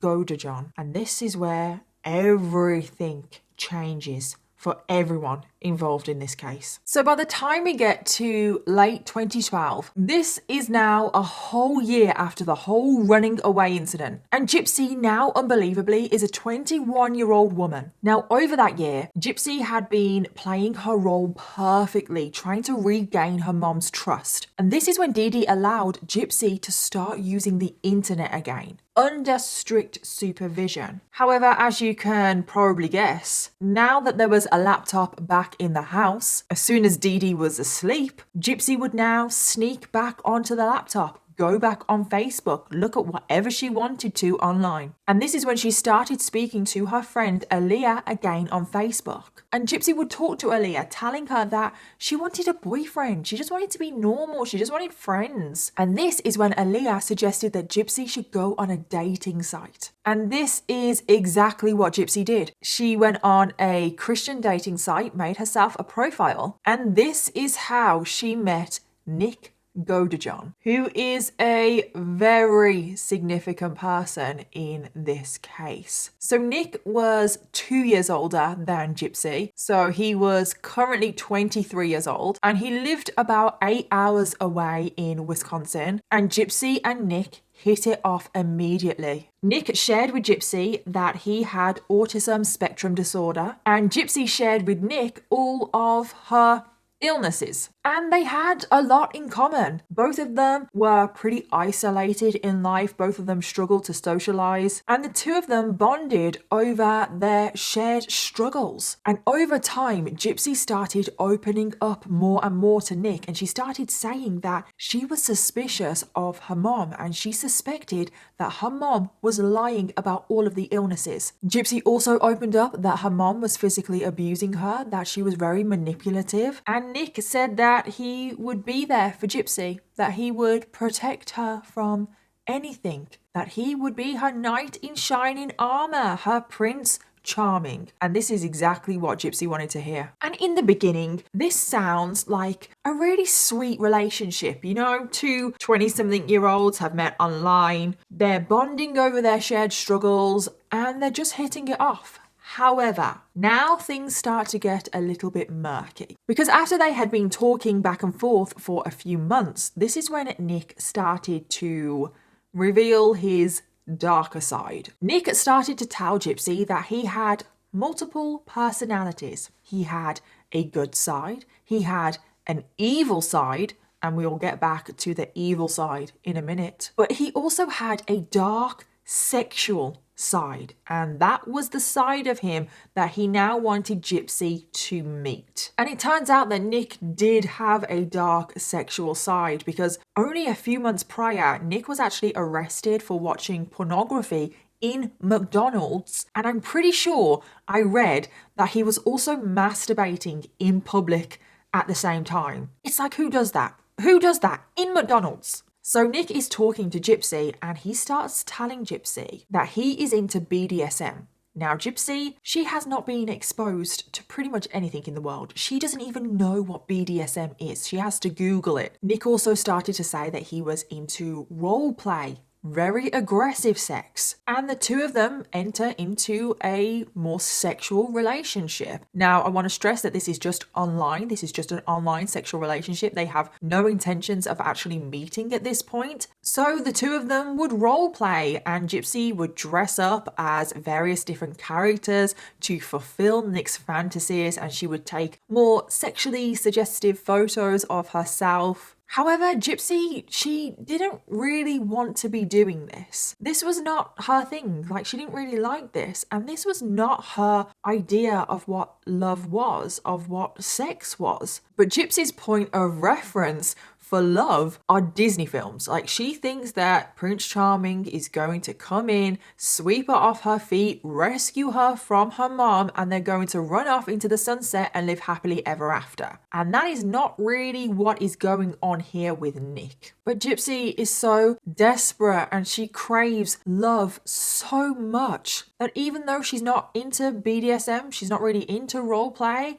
she does it. And unbelievably, 2 years pass. And Gypsy is basically living two different lives. In the daytime, she is playing her role perfectly, being the very sick child that her mom wants her to be. And then as soon as her mom is asleep, she would sneak out of bed and go on the laptop and speak to Nick. And after 2 years, this is when the pair decided that they wanted to meet in person for the very first time. But they needed to figure out a plan on how they were going to do this. Dee Dee wasn't just about to let Gypsy go out and get a boyfriend, so they needed to make it look like they just so happened to bump into one another, and then the relationship would start from there. So one day, Gypsy and Dee Dee are planning on going to the movie theatres to see the new Cinderella film, because that was something that Dee Dee and Gypsy did quite often. They would go to the cinema a lot. So this is when Gypsy thought to herself, this is where I can bump into Nick, and this is where we can meet. So Nick makes the bus journey from Wisconsin down to Missouri. Gypsy was going to dress as Cinderella because obviously Disney, she's obsessed with Disney and she's going to see Cinderella. And she tells Nick to dress as Prince Charming, which he does. And in March of 2015, this is when Gypsy and Nick meet face to face for the first time. And when Gypsy laid her eyes on Nick, she was so overwhelmed. This is everything that she has ever wanted in her life, especially because he's dressed up as Prince Charming. But she's got to keep it cool because she doesn't know this person. She has to accidentally meet him, bump into him. So they get into the cinema, they sit down and they start watching Cinderella. And then at some point in the movie, Gypsy goes to the bathroom and Dee Dee allows Gypsy to go to the bathroom on her own. And then not too long after, Nick also goes to the bathroom. And then in the middle of the movie, the two of them, Gypsy and Nick, go into one of the bathroom stalls to have sex. Yeah, this is the first time they've met, and they just go and have sex in a toilet in a cinema. Or at least that is how the story has always been told. However, in the recent documentary that has just been released, Gypsy has said that it didn't quite happen like that. What actually happened is they got into the bathroom stall, Nick pulled out his penis, but he couldn't get an erection, and that was that. And I don't think they even had sex. I literally just think he pulled out his penis and he couldn't get an erection.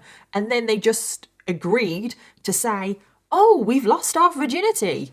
And Gypsy was very disappointed in the whole experience because, like I said, Gypsy's point of reference for everything in life are Disney movies, are fairy tales, and love and sex. It doesn't look like that in the movies. This was reality. But Gypsy kind of just brushed it off and she was like, oh well, this is my Prince Charming. He's going to save me. So then after the movie, Gypsy and Dee Dee and Nick accidentally bump into one another and they start talking. Gypsy and Nick exchange phone numbers and then they both go their separate ways. And Gypsy thought that her plan worked. But did it? Of course not. Because Dee Dee did not like Nick at all. She thought that he was a creep. She said to Gypsy, he's a grown-ass man and he has gone to a Disney film on his own. He has no girlfriend, no children.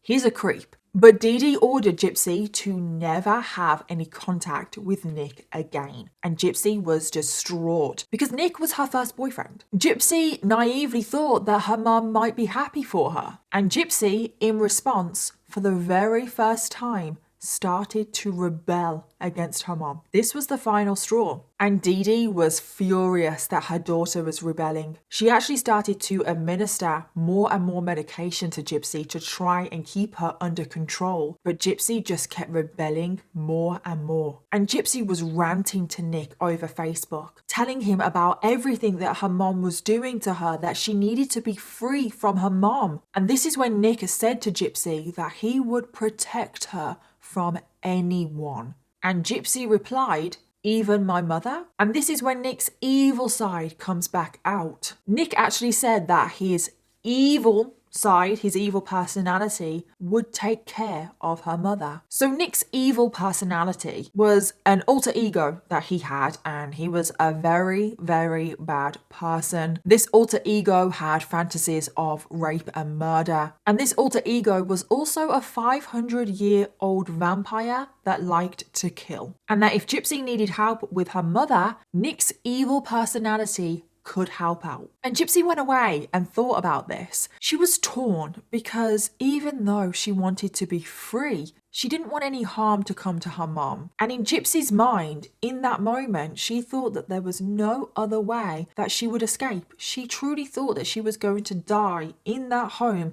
with her mom. Gypsy felt like she couldn't turn to anyone. She couldn't turn to any friends, family. She felt like she couldn't go to the police because the police wouldn't believe her. She felt like she couldn't run away because her mother would just track her down. So this is when one day Gypsy sent a message to Nick. She told him that she needed help from his evil personality. And this is when she sent another message which simply read, quote, would you kill my mother for me? And we now get to the terrible events of today's case. Because almost immediately, Nick agreed to Gypsy's plans. So now Nick and Gypsy start to plan the murder of Dee Dee. At this point, Gypsy is currently 23 years old and Nick is 25. And I also just want to point out that this is approximately 2 months after the whole meeting for the first time at the movie theatres. So they have literally only met in person once, and Nick is agreeing to murder Gypsy's mother. Right away, Nick asks Gypsy to research methods on killing.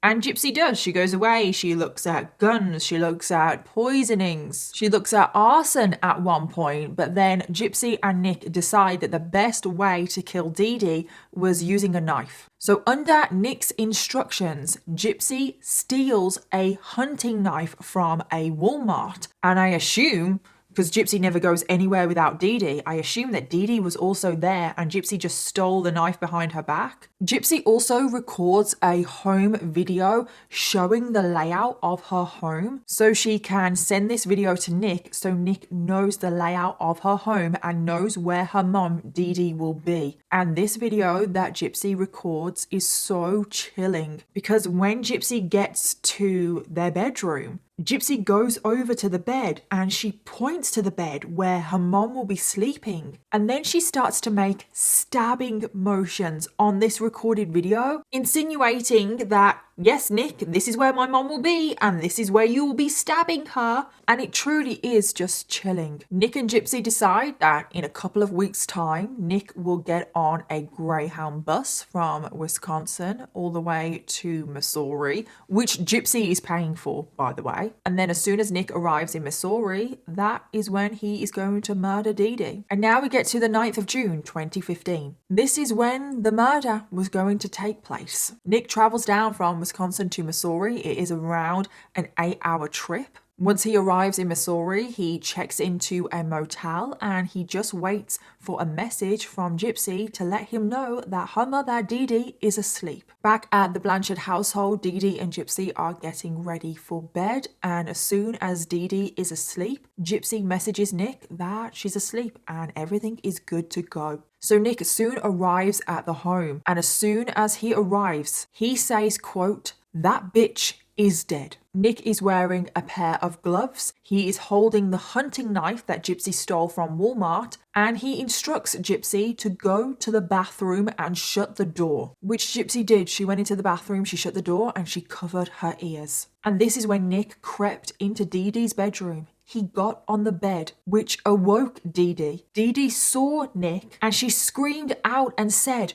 "Who are you?" Before Nick replied with, "I'm your fucking nightmare," before he lifted the knife into the air and brought it down and stabbed Dee Dee. And after this, Nick just launched a frenzied attack. Dee Dee rolled onto her stomach, and now Nick repeatedly stabs Dee Dee in the back. And Dee Dee is screaming for her life. Gypsy is in the bathroom and she has her ears covered, but she can hear everything. She can hear her mom's screams. And at some point during the attack, Dee Dee screams out for Gypsy. She screams out Gypsy's name. She asks Gypsy for help, but Gypsy just sits there in the bathroom. And Nick ends up stabbing Dee Dee a total number of 17 times. And this is when Dee Dee Blanchard lost her life. Nick then went into the bathroom and he told Gypsy that the job was done. And now everything goes a little bit crazy because Nick, he is exhilarated. He is on a high. And he goes back into Dee Dee's bedroom. And according to some sources, this is when Nick contemplates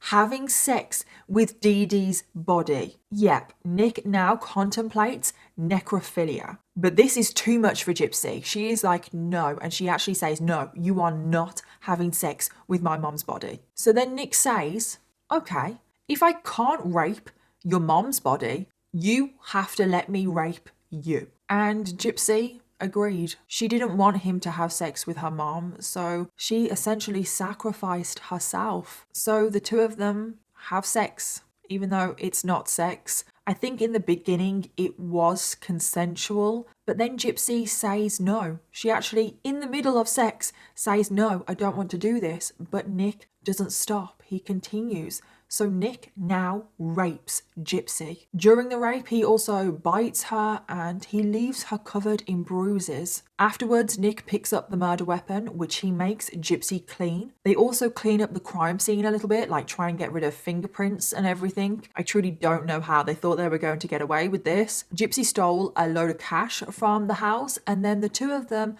make their way over to the motel. And they were actually caught on camera, and you can see that they're giggling, they're laughing. They don't look like two people that have just murdered somebody. Hi, honey. I'm filming it.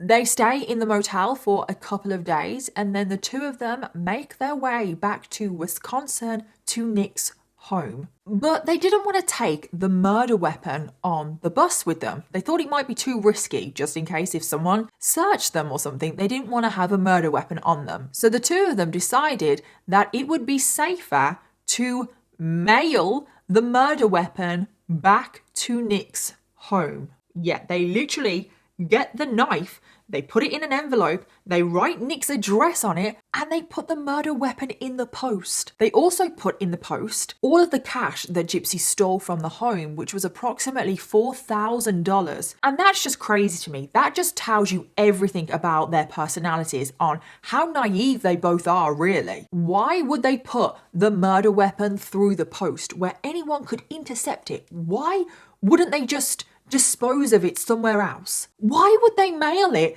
to Nick's home address? Like, I truly just don't understand. So then the two of them arrive back at Nick's home, and the whole fairy tale that Gypsy had built up in her head soon came to an end, because things with Nick were not how she thought that they would be. Because as soon as they got to Nick's home, Nick started to become incredibly controlling. He started to tell Gypsy what she could wear, what she could eat, what she could watch on TV, how she could act. And this came at a huge shock to Gypsy. Gypsy realized in that moment that she had just gone from the arms of one abuser, her mom, into the arms of another one, Nick. Because how Nick was being with Gypsy once they were back at his home really reminded her of her own mother. And Gypsy is living in Nick's home for the next 5 days. And over those 5 days, Gypsy is trying to look at the news, see if her mom's body has been discovered, but it hasn't. But Gypsy is not happy about this. She actually feels incredibly guilty at the thought of her mom dead in her home and no one has found her. So what does Gypsy do? She goes to Facebook and she logs into her mom's Facebook account and she makes a post on Facebook, which is now a very infamous post relating to this case. And she simply posts on Facebook, quote, "That bitch is dead," which are the exact words that Nick said when he entered the home to murder Dee Blanchard. And Gypsy chose those exact words for a reason. And why did Gypsy post this on Facebook? Well, she wanted someone to be alarmed enough about the post to call the police, for the police to then go out to the home and find her mom. However, it didn't have that effect. People actually just thought that Dee Dee's Facebook account had been hacked. So Gypsy then made another comment on that post, which read, quote, "I fucking slashed that fat pig and raped her sweet innocent daughter. Her scream was so fucking loud.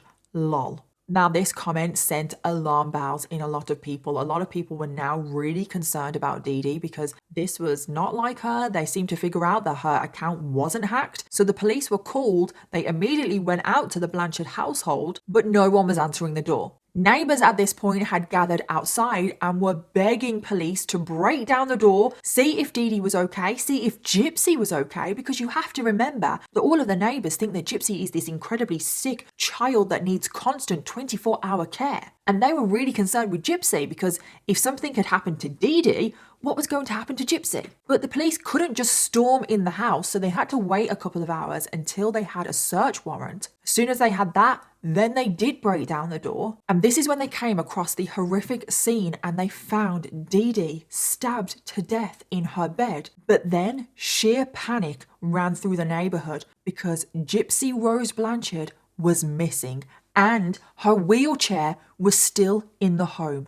It's definitely a homicide investigation here, but the main focus remains on that 19-year-old Gypsy Rose and searching for her. People were going out of their minds. People thought, oh my God, someone has broken into this house, murdered Dee Dee, and then kidnapped Gypsy. People were worried that Gypsy didn't have her wheelchair, that she didn't have her medication. They thought, oh my God, she's not going to last long without her medication. Like, truly, people were so panicked. However, this is when Aaliyah came forward, the neighbourhood friend that Gypsy had been speaking to over Facebook. And Aaliyah came forward and told the police about Gypsy's secret boyfriend, Nick Godejohn. So the police, knowing this information, went onto the laptop. They soon found all of the conversations between Gypsy and Nick. They were able to track down the IP address of the Facebook account, and it led them straight to the address of Nick Godejohn's home. So it didn't take long for police in Wisconsin to surround Nick Godejohn's home because they thought this was an active killer. He could be armed and dangerous, and he possibly has kidnapped Gypsy. So the police have surrounded this home. They are shouting for Nick to come out of the home, for Gypsy to come out of the home, because they think that Gypsy is in there as a victim herself. And there is kind of a mini standoff. Nick and Gypsy are panicked. They actually hide in a closet upstairs and they discuss what their story is going to be. And then after about 20 minutes, Gypsy is the first one to leave the home. And oh my God, the shock waves that went through the community because Gypsy Rose Blanchard walked out of that home. This was not what the police were expecting. They were expecting to find a child or a very young woman that had the mental capacity of a 7-year-old, couldn't walk, needed a wheelchair, and they couldn't believe their eyes that Gypsy Rose Blanchard was actually a 23-year-old woman.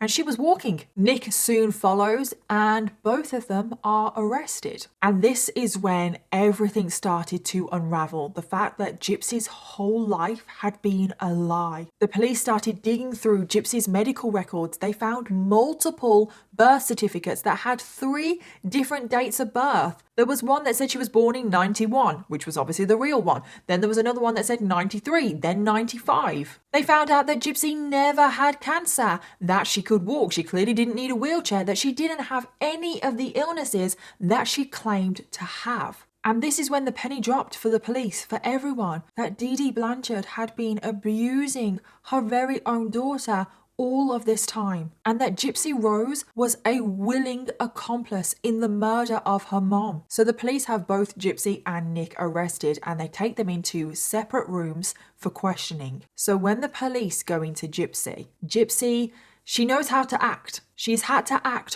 her whole life. Well, Gypsy, we are here investigating something, so I do need to talk with you about some things, okay? I'm thankful because I have no idea why I'm here. Okay. Nobody will tell me anything. Yeah, that's fine, and that's kind of why we're here. So she pulls out her best acting skills, and the police say, "So Gypsy, your mom is dead." You need to be honest with me, and if you're involved in anything that I'm about ready to tell you, then you need to tell me, okay? Your mom's dead, okay? And Gypsy, pulling out her best acting skills, when she hears that her mom is dead, she goes, what? Sorry, what? Your mom's dead, okay? Now, what I want to ask you is, your mom's passed away, okay? And she's deceased, all right? Now, what I want to ask you, did you have involvement in this? Okay.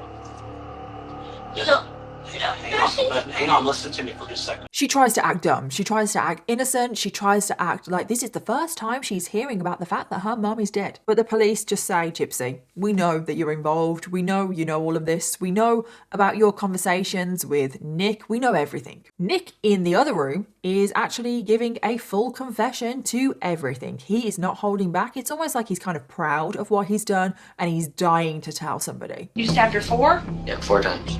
The 4th one, I felt it go into, I think it might have been her lungs. Okay. Because it was harder to get out. And then when Gypsy found out that Nick was giving a full confession, this is when Gypsy also confessed to her part in the murder. And in this moment, because Gypsy was so naive to the way the world worked, she genuinely believed that she wouldn't be in trouble. She wouldn't actually face a prison sentence because she wasn't the one that actually stabbed her mom. And I think that just shows how naive she is, because she has been completely isolated from the world her whole life. But obviously that was not the case. She was involved in a murder and she needs to be held accountable. And obviously following this, the news broke to the public about what had happened. And it was at this moment that it was also revealed that Gypsy Rose Blanchard was perfectly healthy. That all of the illnesses that she had apparently had her whole life, it was all a lie. And as you can imagine,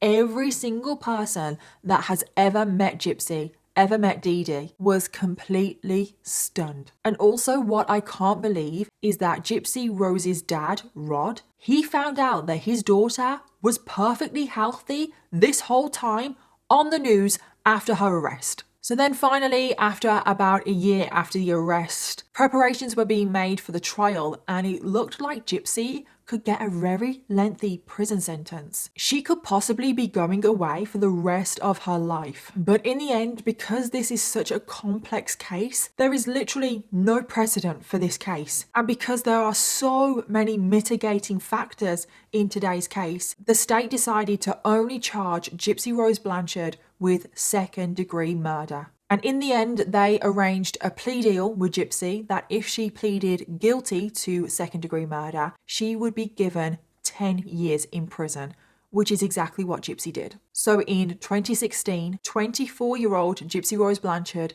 was sentenced to 10 years in prison. And then 2 years later, it was Nick's trial. However, in Nick's case, there is no mitigating factors. There was no long history of abuse. There was no relationship there between him and Dee Dee. Like, there was nothing. He just murdered Dee Dee. Cold-blooded murder. And he was found guilty of first-degree murder. And he was sentenced to life in prison without the possibility of parole. And then we get to the aftermath of this case, which I'm sure most of you are probably aware of, but everything has gone a little bit crazy in the aftermath of this case. This case blew up on the internet when it happened in 2015, obviously again in 2016 when Gypsy was sentenced, and then again when Nick went to trial in 2018. Gypsy was also interviewed by Dr. Phil. There have been so many documentaries on this case. There was even an 8-part drama series on this case called The Act, which features Joey King playing Gypsy Rose Blanchard, and I highly recommend that series. It obviously is dramatized, but it is pretty accurate for the most part, and it is really, really good. Joey King is very, very good in that series. And then Dee Dee's family, obviously they had to come to terms with what has happened, and they had no sympathy for Dee Dee whatsoever. They actually flushed her ashes down the toilet. And in prison, Gypsy has been pretty busy. Gypsy herself has said that the first day that she went to prison was the best day of her life because she finally felt free, which is so sad. Like, no one should feel happy in prison. Like, that should not be the best day of your life, but I can understand why she thought that. She has had to slowly rebuild her life. One thing that she said on the documentary, which has really stayed with me, and I think this just shows how sheltered she was from the world and the fact that she just really didn't know anything, is that when she went to prison, that is the first time that she learned about tampons. She didn't have a clue about sanitary items, like nothing. And another woman in prison had to teach her about tampons, and she's 24 years old. And I was just like, oh my god, that really does just show you how isolated she has been from the entire world and the bubble that she had been kept in by her mom. Since being in prison, Gypsy has grown out her hair. She has rebuilt her relationship with her dad and also her stepmom, Christy, and she's now incredibly close to both of them. She got her education in prison, and she's also entered into multiple relationships when she has been in prison. She has been engaged twice, or was it only once? And she's also gotten married in prison as well to a man named Ryan Anderson, and they are still married to this very day. And they got married in 2022. And then we skip forward to the 28th of December, 2023. And that is the day that Gypsy Rose Blanchard, after serving 85% of her 10-year prison sentence, was released from prison. And as you can imagine, this case has now blown up again. Every single person is talking about this case. It's all over social media. Gypsy is on social media herself, and she has built up a very large following. There is a new 6-part documentary series on this case. Highly recommend it, which I have been binge watching over the last week. And Gypsy has also released a book, which I have bought, and I have been reading it throughout the week. And it's just kind of crazy, like how this case has blown up. Like, it feels like Gypsy is everywhere. Well, I'm doing great. I'm in New York City for the first time. I'm enjoying my freedom. I'm taking it day by day. It feels really, really nice to be out in the free world. And I thought, because of all of this media attention, and I have also gotten so many requests to cover this case since Gypsy has been released from prison. And because of the documentary and the book, there are new revelations about this case that have come to light. I thought it was a good time to cover this case, even though I don't know how any of you will feel about this video, because I do realise that Gypsy Rose Blanchard is an overcovered case and most people know this story, but hopefully by the end of this video you have learned something new about this case. Hopefully this video was useful in some kind of way. And I couldn't include absolutely everything about this case because, oh my god, there is so much on this case. If I included every single little thing on this case, this video would be twice as long as it is. I just want to end this video saying I hope Gypsy is okay. You know, I don't condone murder, never will, but I just hope that she is okay. Like everything that she has been through for those 23 years that she was abused by her mom, I just hope that she gets the help that she needs and she can try and move on and try and live a happy and fulfilled and peaceful life. And I just wish her all the best. And that brings us to the end of this crazy case. As always, let me know your thoughts, theories, and opinions. And don't forget to leave me your case suggestions because I always want to know what you want to hear next. Thank you again to Wild for sponsoring today's video. And that is everything from me. So I'll see you in my next video. Bye.